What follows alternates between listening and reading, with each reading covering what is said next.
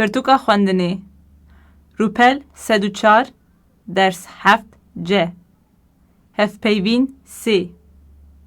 Sibê Newroz e. Evar baş Zelal. Tu sibeyê tê cejna Newrozê? Êvar baş Azad, helbet çawa nayêm. Tu bernameya cejnê dizanî? Belê dizanim. Pêşî em ê bi meşelayan bimeşin. Meş çend saat dajo? Xar û jor 3 saet dajo.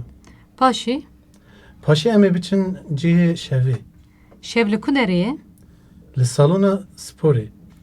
Li şevê kîjan stranbêj distirîn? Gelekin. Ciwan Haco, Xelîl Xemgîn, Şivan, Gulistan, Beytocan û wekî din. Lê govend? Cejn bê govend dibe? Heta derengiya şevê govend heye.